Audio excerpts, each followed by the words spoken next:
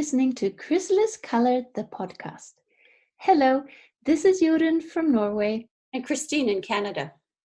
With a podcast about colour analysis and how it applies to you in a practical way. We'll talk about how to use your colours to make your days brighter, your wardrobe more enjoyable, and your life easier. We'll talk about topics that we find interesting, and we encourage you to submit your questions. A podcast listing is available at chrysaliscolour.com under the Podcasts tab. Hello everyone, thank you for joining us for episode 21, in which our guest, style coach Anna Lazarska, owner of Poland's Perfect Mood Board, ties together your best colors and clothing style with a third ingredient, personal preference. The image for today's show is from Anna's site. It's an example of the sort of style maps that a woman might create from her colors and styles. Kind of like a mood board, hence the name of Anna's business of her website. You'll find links in the show notes. This is our third episode with Anna. In episode 18, Anna explained how the style coaching business evolved from her own color and style journey. In episode 19, we discussed the idea of image archetype and finding your style and clothing in a lot of detail. Links to these episodes are in the show notes for today's show at chrysaliscolour.com under the Podcasts tab. As we were preparing this show, it was interesting. A wonderful client and friend happened to say to me, like in many places in life, we can be given a body of significant information, and initially we follow it very carefully, never deviating. And then we start to examine the rules and the knowledge, and our own experiences begin to teach us. The rules are there, but they've begun to be based in our own life. Looking in the mirror, the question becomes, do I like this? Thank you for that, Christine. I think that quote relates really well to today's show and might be an experience that many of our listeners have had, and us too. Hi, Anna. Thank you for being with us once more. In previous shows, I compared creating your presentation to a triangle. One corner is color, one is image archetype, and the third is our own individual tastes and expressions, bringing it all together. It is a pleasure to be here again. Yes, today we will look at how we can deviate from the recommendations, as Christine's client said, either after color analysis or image analysis, and how we choose to wear our colors and styles. We used the word essence in our earlier shows, but Anna, you don't really use that word, do you? I rarely do. My approach begins with objective information about the client's coloring and body type, and we build from there. This may be less abstract than the word essence, depending on the meaning, of course. So today, we will look at everything that makes your style truly personal. And this includes your given colors and lines, the way you wear them, adding your personal preferences, making it truly individual. So in other words, how you choose to express your style. As an example, when you have your season and your image archetype, you choose how to wear them. So maybe you don't like pink, or always wear maximum 3 colors at once.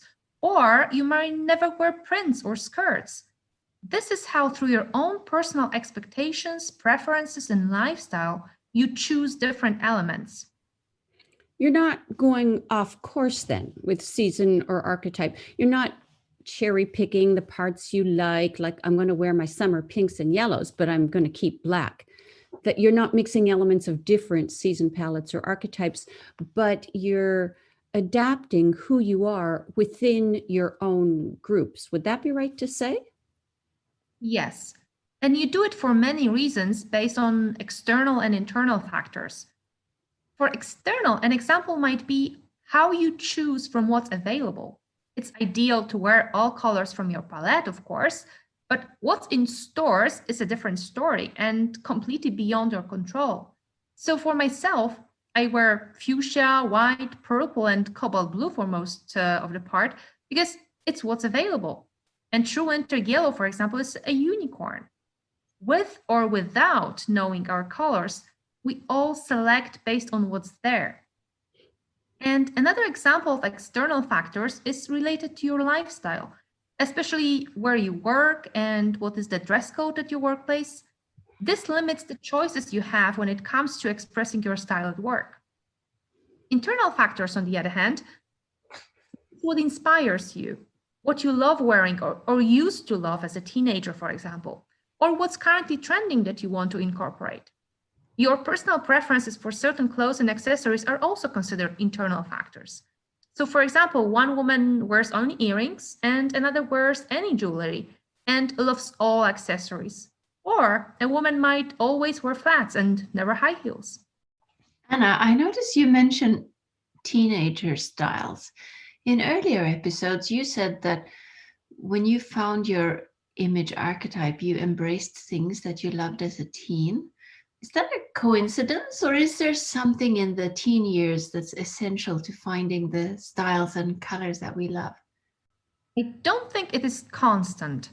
Most clients recognize either colors or styles as something they used to wear and love in their earlier years.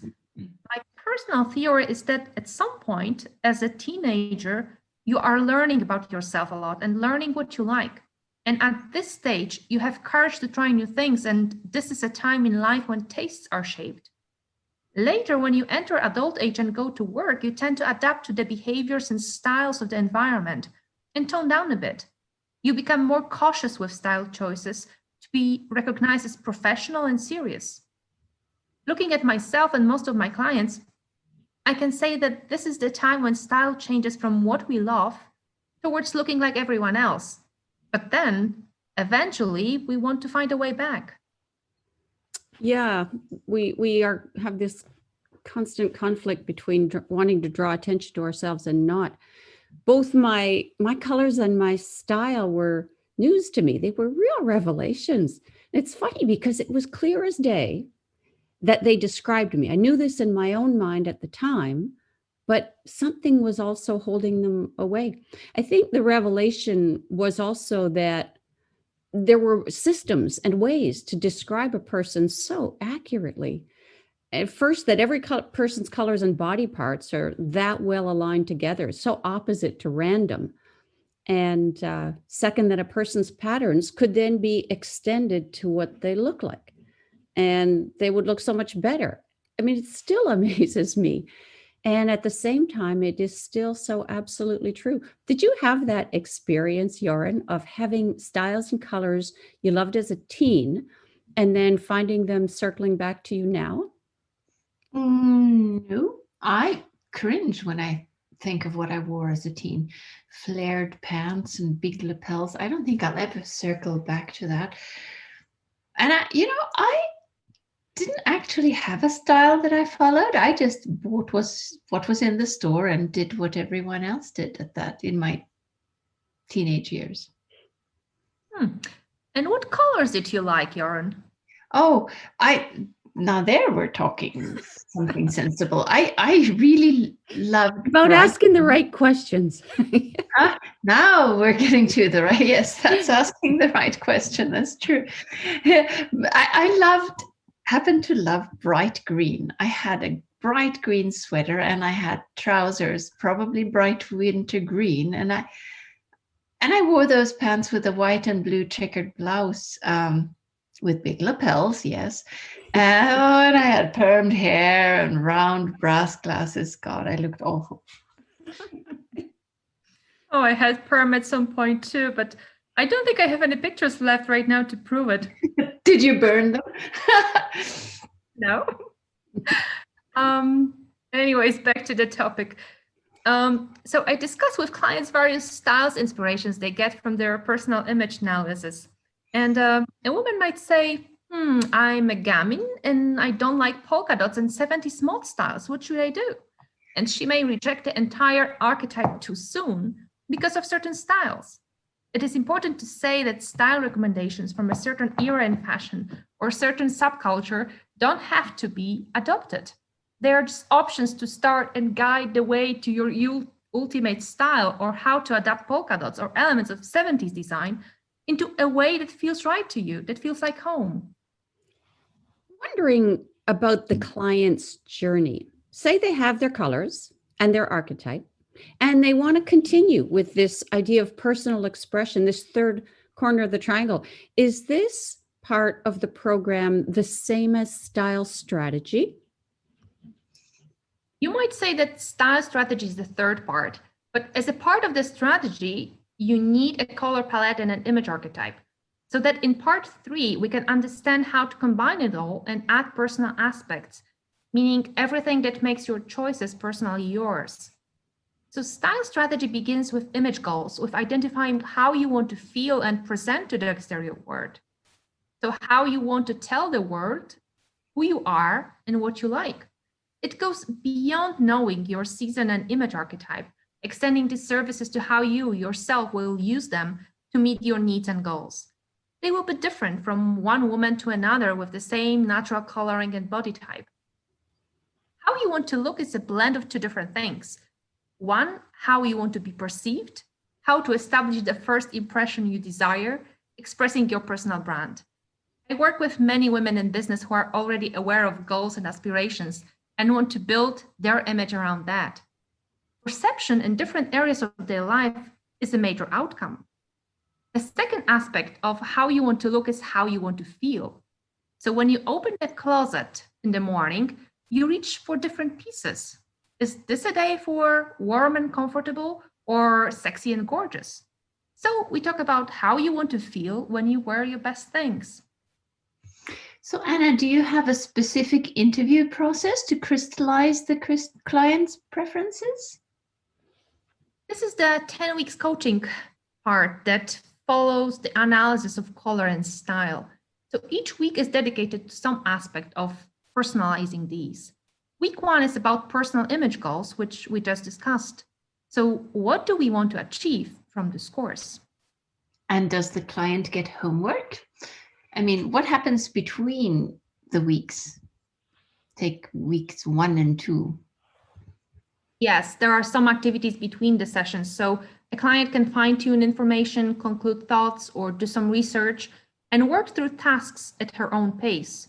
So for example, after week 1, the homework is to fine-tune and narrow down the goals discovered during the first coaching session. I have this idea I would fall short as a client. I don't really know how I want to be perceived. I know how I don't want to be perceived. And I'm someone who's very interested in personality. So I know that I want my appearance to represent the person that others will meet and interact with. I could say that I only wear flats and rarely skirts, but this feels really random to me. It doesn't give you enough to work with. Yes, and that's why we focus on goals. So I want to look my best. It's not specific enough in this case. It's not actionable. Do you ever have clients who don't know their style preferences?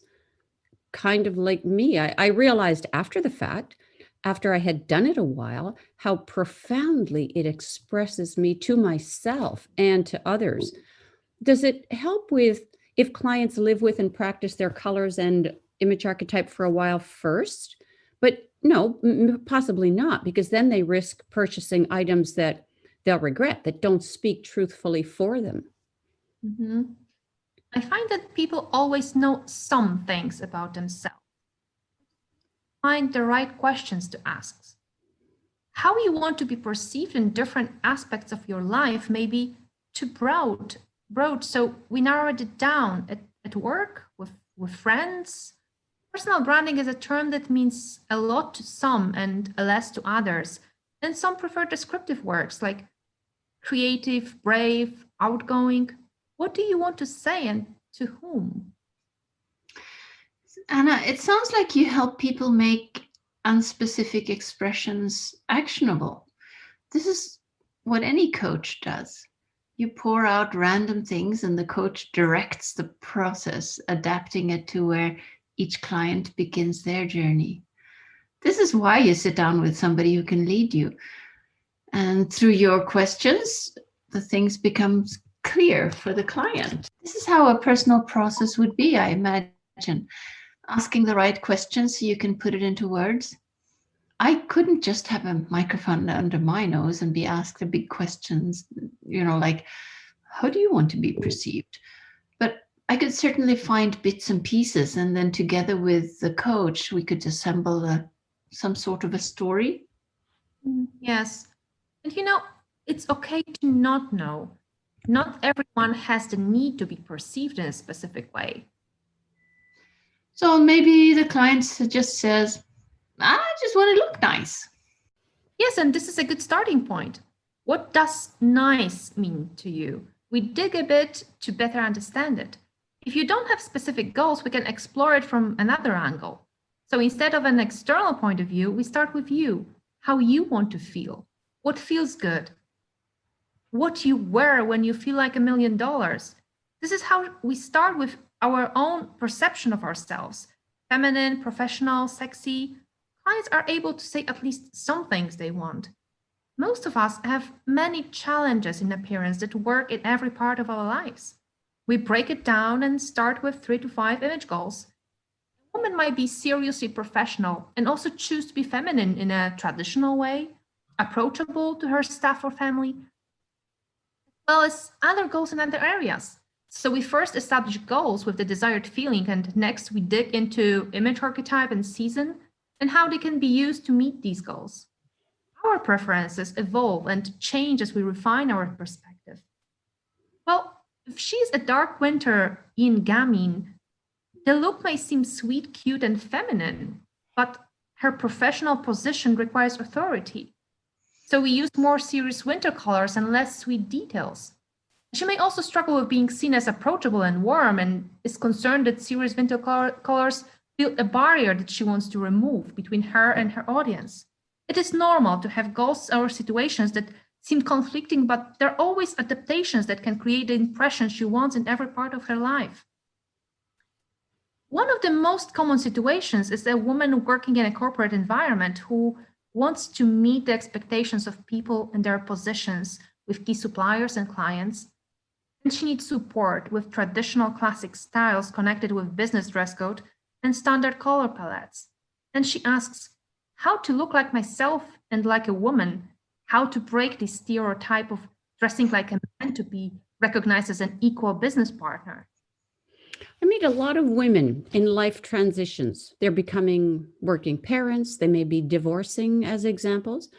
So what about the woman in the corporate setting? Now she's retiring, but she wants to keep the same level of polish in her appearance. I think it is related to lifestyle, and the answer is to adjust the proportions of dress codes and styles. Everyone has areas of life where they need to dress in certain ways. More casual areas and areas with more strict dress code. And we have hobbies, outdoor activities, formal events, and so on. So when you retire, the parts related to work are phased out and casual and travel items may increase.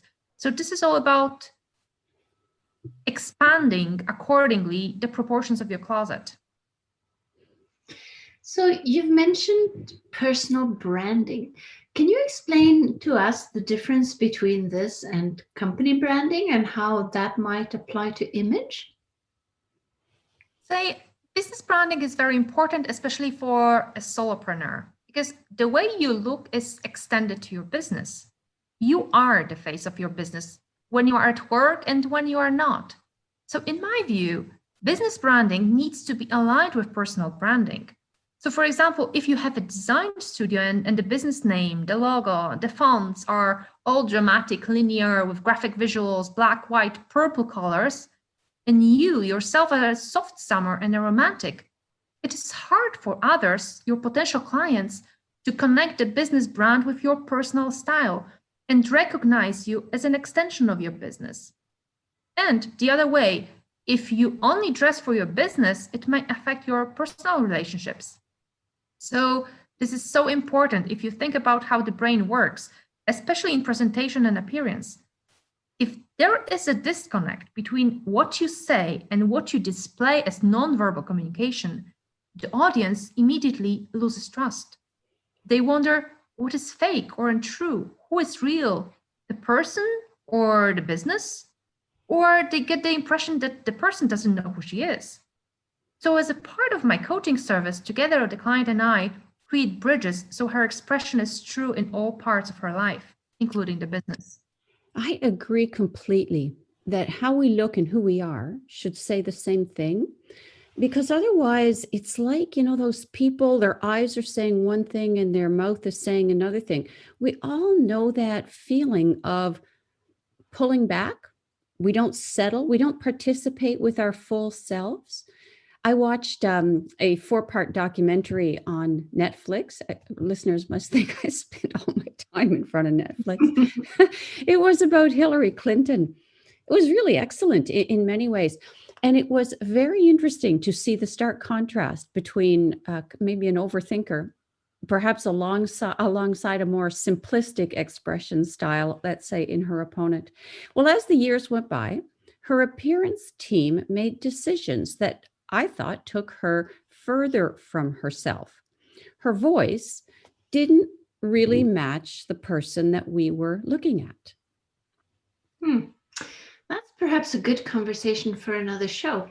How far can you depart from your true to yourself presentation with your image as an extension of yourself and still serve the goal or the expectations people might have for a given person in a company or public life?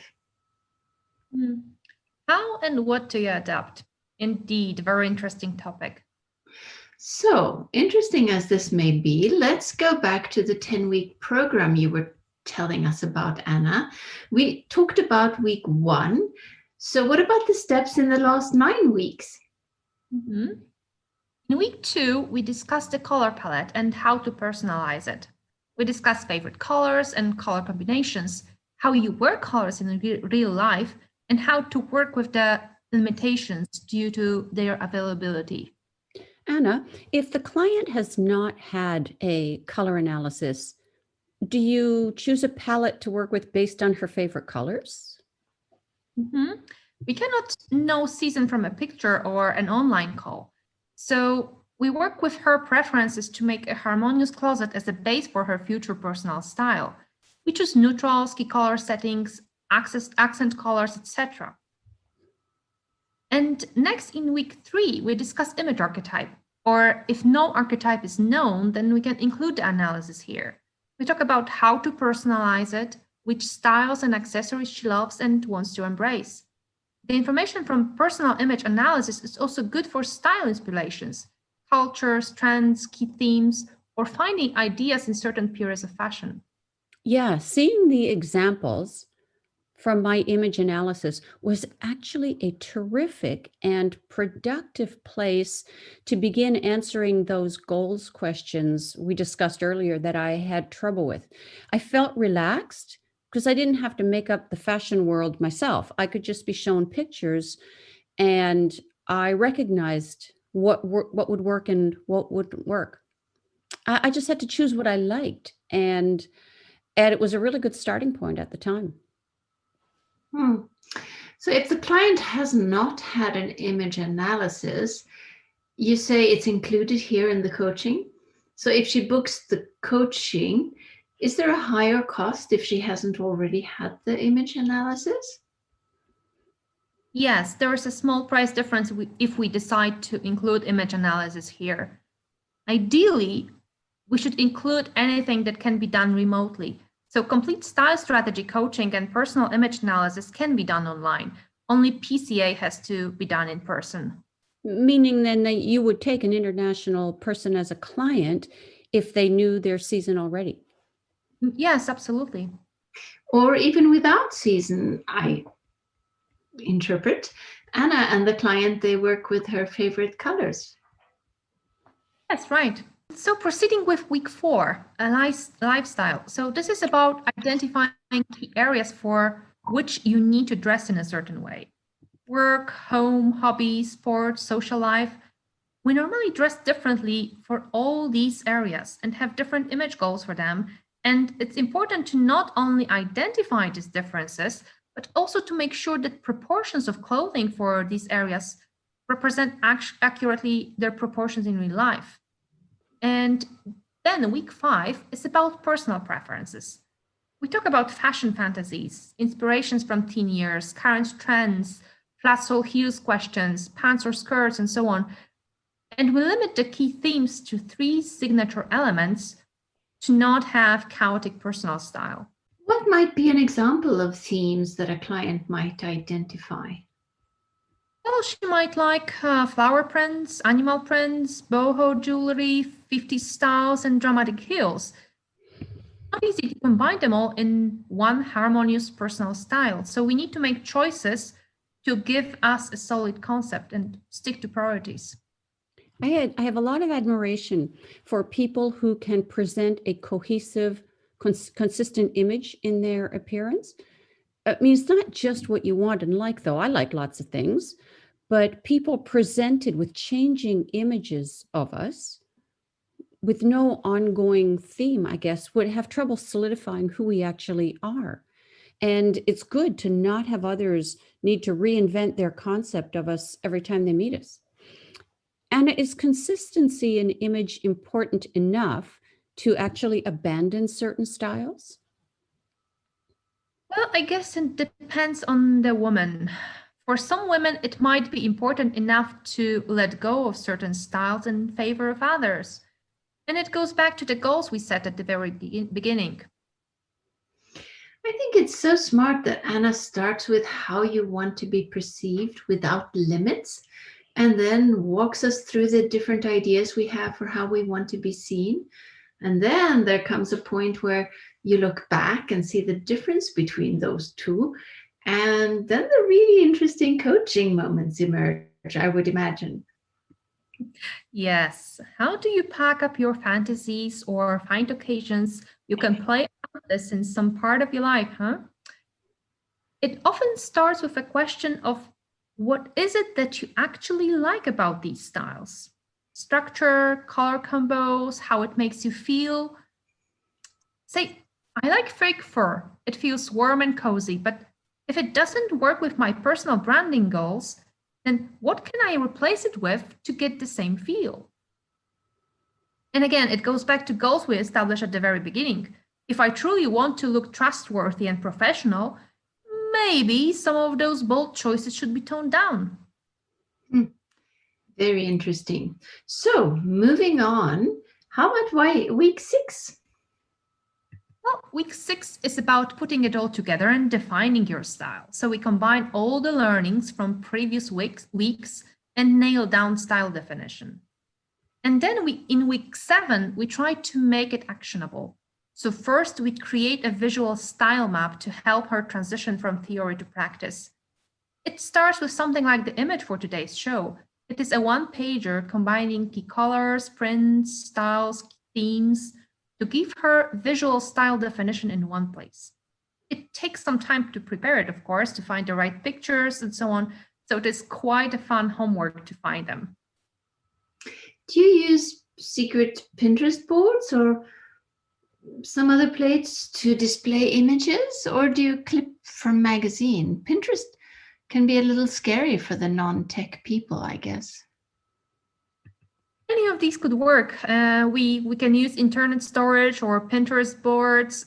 It actually varies from client to client depending on tools she's comfortable using. Moving on, in week 8, we focus on style recipes for specific outfits for different occasions. So what to choose from what's out there and how to link outfits with individual clothing and accessories aligned with the style definition created earlier. We build usually 3 to 5 outfit ideas, which can be easily replicated from similar items you have or you can buy in stores. It's like recipes. These are itemized lists, uniform to use in practice. It's kind of like a formula. Yes, indeed.